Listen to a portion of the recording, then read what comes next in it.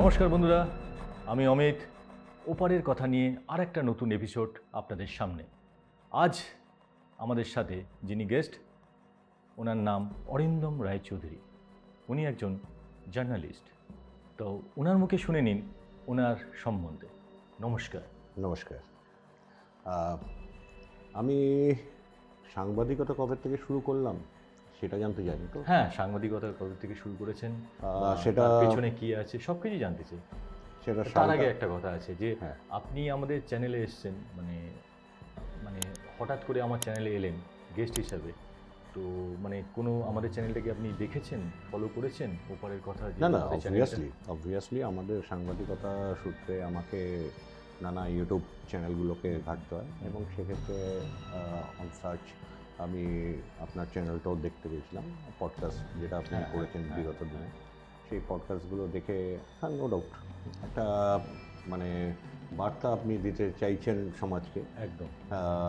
কারণ এটা একটা ধোঁয়াশা মানুষের মধ্যে হ্যাঁ, রয়েছে, এটা দোলাচলের মধ্যে রয়েছে। মানে কি ইলিউশন আছে, এক্স্যাক্টলি, কি সায়েন্টিফিক রিজন আছে। এক্স্যাক্টলি। একদম। তো সেটা অনেকাংশেই মানে মানুষ আমরা বুঝতে পারি না। অনেক সময় আমরা সেই ক্লাইম্যাক্স যাই বলুন, সেই ক্লাইম্যাক্সের সাথে নিজেকে একদম অ্যাটাচ করে ফেলি। তখন অনেক সময় আমরা ভাবি যে এই বুঝি আমার পেছনে কেউ দাঁড়িয়ে আছে, এই বুঝি আমার সামনে কেউ দাঁড়িয়ে আছে। একদম। এটা একটা মানে সাইকোলজিক্যাল ব্যাপার। আচ্ছা, অতি অবশ্যই আমি এইভাবে ব্যাখ্যা করব। হ্যাঁ, নিশ্চয়ই নিশ্চয়ই। হ্যাঁ, সেই জায়গায় দাঁড়িয়ে এবার আপনার যদি কিছু জানার থাকে আমার কাছ থেকে, আমি জানার তো আছি। হ্যাঁ। তো প্রথমে আপনি বলুন সাংবাদিকতা মানে কবে থেকে শুরু করেছেন বা এই। দেখুন, আমি যে সময় সাংবাদিকতা শুরু করি, আমি প্রথমে ডিফেন্সের একটা জায়গায় ছিলাম। আচ্ছা। আমি অ্যাকচুয়ালি ক্লাস 10 যখন দেই, সেই সময় থেকে আমাদের একটা টার্গেট ছিল যে হয় আমরা মাউন্ট পুলিশে যাব, মানে ঘোড়া চালানোর একটা বিরাট ন্যাক ছিল আচ্ছা, বলতে পারেন, বা আর্জ মনের থেকে ছিল যে ঘোড়া চালাবো। কিংবা আমার আরেকটা প্রফেশনও খুব ভালো লাগে, সেটা হচ্ছিল কলকাতা পুলিশের সার্জেন্ট। হ্যাঁ, আপনার মানে বলতে বাধ্য হচ্ছি আপনার চেহারা বা লুক সেরকমই যায়।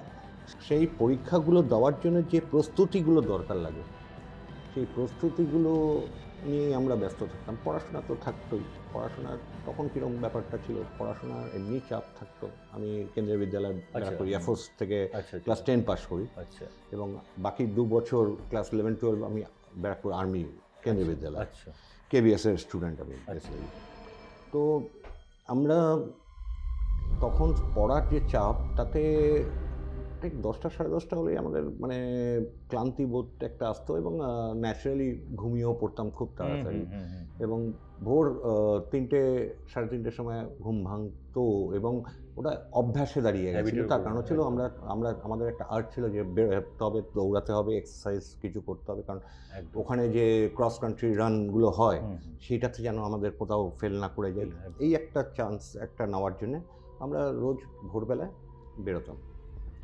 তো রিভারসাইড রোড আপনারা জানেন, তখন সেই সময় ওই এখন যেরকম আপনার এলইডি লাইটগুলো ইউজ হচ্ছে, যার জন্য ভালো লাইটেড থাকতো। তখন কি একটা বাল্ব জ্বলতো, সেই ফিলামেন্ট বাল্ব। এখন আর সে তাতে মানে জাস্ট বাল্বের নিচের অংশটুকু একটু লাইট হতো, কিন্তু বাকিটা অন্ধকারই থাকতো। তো ভোরবেলা থেকে 3:30 তখন তো অন্ধকারই বলতে পারেন। আমরা আপনি যে প্রশ্নে যাবেন তার আগেই আমি বলে দিচ্ছি, আমরা এরকম একদিন দৌড়াচ্ছি। তো দৌড়াতে দৌড়াতে ঠিক গির্জের ওখানে একটা ঘড়ি গির্জা আছে, ওখান থেকে রাস্তাটা বাঁ দিকে ঢুকে যাচ্ছে, হচ্ছে হলো আপনার রিভারসাইড রোড, মানে গঙ্গার দিকে। আর সোজা রাস্তাটা যাচ্ছে হলো ব্যারাকপুর সদর বাজার। ঠিক তার আগে আমরা যখন একটা জাস্ট বাল্বের পোস্ট রয়েছে, তার নিচে যখন আমরা 2-3 জন ছিলাম, রোজ দৌড়াতাম।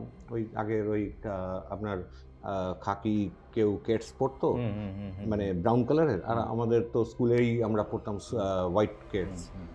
সেই কেটস শ্যু পরে আমরা দৌড়াতাম, ক্যানভাসের যে শ্যুগুলো। তো ন্যাচারালি তখন তো এখনকার মতন অত উন্নতও নয়, 82 সাল থেকে একটু পরের কথা বলছি। তো 80-র দশক বলতে পারেন সেই সময়কার। তখন হঠাৎ একদিন আমরা এরকম বেরিয়েছি, দৌড়াচ্ছি, দৌড়াতে দৌড়াতে আমাদের মধ্যে থেকে একজন হঠাৎ বলল, আর সবাই আমরা বেশ লম্বাই ছিলাম তখন। তো এরকম প্রতিদিনই আমরা দৌড়াতাম। আচ্ছা। তো সকালবেলায় মানে ভোরবেলায় আর কি 3টে সাড়ে 3টের সময় ঘর থেকে উঠে আমরা বেরিয়ে যেতাম সব এক একজনের বাড়ির থেকে সবাই। তখন আমাদের কিন্তু আজকালকার যেরকম ছেলেমেয়েরা দেখা যায় যে মোবাইল। মোবাইল নিয়ে ঘাঁটতো, তখন তো হ্যাঁ, মোবাইল আমরা না, না, পেতাম না। একদমই। খুব স্বাভাবিকভাবে এই খেলাধুলা নিয়েই থাকতাম। হুম। বিকেলবেলায় মাঠে গিয়ে একটু ফুটবল খেলা, ক্রিকেট খেলা এইগুলো নিয়েই থাকতাম। তো ন্যাচারালি বাড়ির থেকে মানে আমরা 2-3 জন ছেলে ছিলাম এবং একজন উঠতো তো সবাইকে ডাকতো, সবাইকে এসে ডাকতো, ডেকে আমরা সব একত্রিত হয়ে বেরোতাম।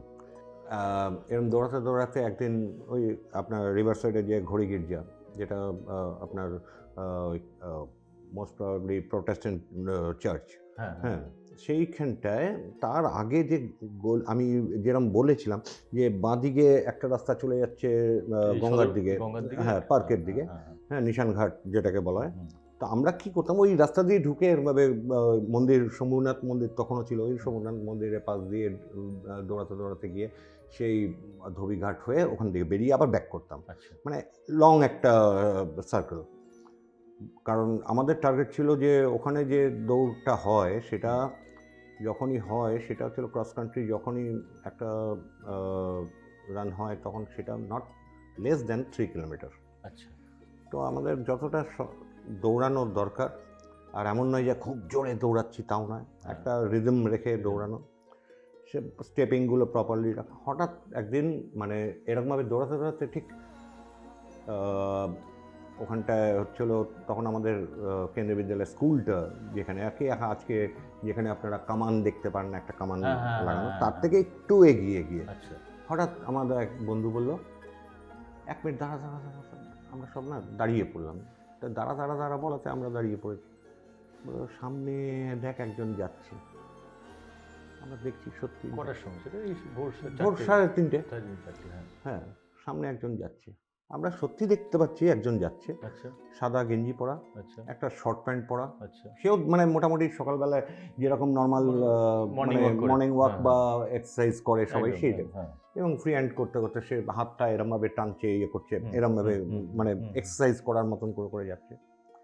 কিন্তু দূর থেকে তার মাথাটা আমরা দেখতে পাচ্ছি না। আচ্ছা। মানে যাকে বলা একদম এক কথায় যদি বলি নিষ্কন্দ একটা অবয়ব। আচ্ছা। খালি সাদা গেঞ্জিটা বোঝা যাচ্ছে, সাদা প্যান্ট সেটা বোঝা যাচ্ছে, আর পরনে একটা পেটি শু পরা আছে বোঝা যাচ্ছে। তা আমরা কিছুক্ষণ থতমত খেয়ে দাঁড়িয়ে গেলাম, এই ব্যাপারটা কি, মাথাটা নেই, তাহলে ও যাচ্ছে কি করে? একদম। তো এবার সেদিন আমরা আর সাহস করে মানে ওই এনভায়রনমেন্টের মধ্যে আমরা এমনই হকচকিয়ে গেছিলাম যে আমরা সাহস করে আর এক পা এগোতে পারছিলাম না, কারণ তখন বয়সটাও কম আমাদের, আর আমরা একটা ভয় মনের মধ্যে ঢুকে গেছে। আর তখন ওই আলো আধারির ব্যাপার, মানে তখন তো এখনকার মতন সেই লাইটও নেই, তো যার জন্য আমরা না ওখান থেকে ব্যাক করি। আচ্ছা। ব্যাক করে বাড়িতে আসি। তারপরে আমার সারাদিন, তারপর দিন সারাদিন মাথায় আমার এটাই চলছে যে কী দেখলাম, এটা কী দেখলাম।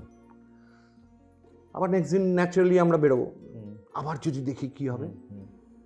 বাড়িতে কাউকে বলেননি? না, বাড়িতে কাউকে কিছু বলিনি, কারণ আমার একটা মানে কিউরিওসিটি বলো কি অনুসন্ধানের একটা স্পৃহা, সেটা মনের মধ্যে জাগ্রত হচ্ছিল যে কি ব্যাপারটা বুঝতে হবে। ভয় আছে, নো ডাউট, এটা অস্বীকার করার কোনো জায়গা নেই, জানার ইচ্ছা আছে, কিন্তু জানারও ইচ্ছা আছে যে ঘটনাটা কি, এই স্কন্দকাটা মানুষটা কে, আর এই সময় কেন বেরিয়েছে। তার পরের দিন আমরা যথারীতি আবার বেরিয়েছি, কিন্তু মনের মধ্যে ভয় নিয়ে একটা ধকধক ধকধক করছে, যাবো কত দূর যাবো, যাওয়ার পরে যদি দেখা গেল যে আমাদের যদি জড়িয়ে ধরে তাহলে কি করব, যার মাথা নেই সে যদি আমাদের জড়িয়ে ধরে কি হবে, এই একটা ব্যাপার মনের মধ্যে চলছে। তো ঠিক ওই স্পটে যখন আমরা গিয়ে পৌঁছাই, ঠিক মানে আমি বলছি ঠিক বাঁ দিকে হচ্ছে হলো, আমি আপনাকে একদম ডিরাইভ করে দিচ্ছি জায়গাটা, বাঁ দিকে হচ্ছে হলো আপনার ওই লাটবাগানের এখন যেটা নেট দিয়ে ঘিরেছে আচ্ছা। একটা মানে খালের মতন রয়েছে, যেটা ঠিক তার আগে একদম আচ্ছা। ওখানে একটা লাইট পোস্ট, ঠিক ওইখানটা গিয়ে আমি সবাইকে দাঁড়াতে বললাম। কারণ দাঁড়াও তো, আমি আমাদের মধ্যে থেকে যে সবচেয়ে সিনিয়র, আমাদের থেকে বয়সে বড় ছিল, তাকে বললাম তুমি যাও, তুমি যাও, আমরা এখান থেকে ওয়াচ করবো। তো ও গেল, ও নর্মালি দৌড়াতে দৌড়াতে যাচ্ছে, ও কিন্তু ওইসব কোনো কিছু আমি করতে বললাম না, অ্যাকশন কিছু, তুমি দৌড়াতে থাকো। ঠিক ওই জায়গাটা গিয়ে আমরা দেখছি হঠাৎ ওরও মাথা দেখা যাচ্ছে না। ও আচ্ছা। খালি বডিটা দেখতে পাচ্ছি, কিন্তু মাথাটা আর দেখা যাচ্ছে না। আচ্ছা। তখন আমার তখন টিউবলাইটটা জ্বললো। তো সেদিন আমি খুব হেসেছিলাম ওখানে, যে অ্যাকচুয়ালি এটা হচ্ছিল ইলিউশন বেসিক্যালি। ব্যাপারটা কি, লাইট পড়ছে, লাইট উপর থেকে পড়ছে, এবার ওখানটা অন্ধকার আধার একটা, সেখানটায় যেটা ব্রাইট সারফেস সেটা তো আমরা চোখে পড়ছে, সেটা রিফ্লেকশন আমরা পাচ্ছি, কারণ আমরা কিন্তু মাথার পেছনে এই চুলটা তো কালো কালো একদম, ওটা তো ওটা অ্যাবজর্ব করে নিচ্ছে আরো লাইটকে, যার জন্য আমরা মাথাটা দেখতে পাচ্ছিলাম না। সেই ভদ্রলোকও জীবিত, কিন্তু ওই সময় ওই ক্লাইম্যাক্স যেটা তৈরি হয়েছিল, কারণ আমাদের মধ্যে থেকে একজন ভয় পেয়েছে, সেটা সংক্রমণ হয়েছে আমাদের মধ্যে। আমি বলছি এবার এর পরের ঘটনা দেখো, এটা যেরকম সত্য যে ভয়টা সংক্রমণ হয়, এই আমাদের কিছুদিন আগে আমরা চ্যানেলেও দেখলাম যে ডক্টর আশফাকুল্লাহ নাইয়া, উনি একটা খুব ভালো কথা বলেছিলেন, যে ভয় যেরকম সংক্রমিত হয়, তেমনি আবার যখন ভয়কে জয় করা হয়, দ্যাট মিনস সাহসটাও সংক্রমিত হয়। সেদিন কিন্তু সাহসটাও আমাদের মধ্যে সংক্রমিত হয়েছিল, কারণ আমরা যখন ওটাকে নিজেরা প্র্যাকটিক্যালি দেখলাম যে ওটা অ্যাকচুয়ালি ব্যাপারটা কিছু নেই, লাইট আর মানে ডার্কনেসের একটা খেলা হয়েছে একদম একদম। আর ওরই রিফ্লেকশন আমরা যেটা পেয়েছি চোখে, I is nothing but a photographic lens, একদম একদম একদম। তো তার যে ছবি আমাদের এসছে, সেটাই আমাদের মগজে গেছে, আর তাতেই আমাদের সংক্রমিত হয়েছিলাম। না, এটা আরো হতে পারতো, মানে যদি আপনি ওখানে না যেতেন, তাহলে আপনার মনে এটা থেকে যেত, এবং যে কটা বন্ধু আছে তারা এটাকে নিয়েই থাকতো যে কিছু একটা আছে বা ভূত। এক্স্যাক্টলি, এবং ওটা সংক্রমিত হতো। হ্যাঁ, হতে থাকতো, আমাদের বন্ধু বান্ধব থাকতো, আমরা দেখেছি। হ্যাঁ, আর মানে কিছু বলার নেই, মানে সুন্দর একটা, আপনি বেশ সুন্দরভাবে বুঝিয়েছেন।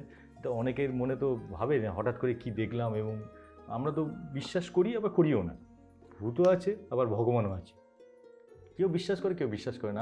বিশ্বাসে মিলায় বস্তু তর্কে বহুদূর, আমি সেইখানে যাবই না। ঠিকই। হ্যাঁ, তো আজ এখানেই শেষ করছি। অরিন্দম বাবুকে অসংখ্য অসংখ্য ধন্যবাদ। গুড নাইট, শুভরাত্রি।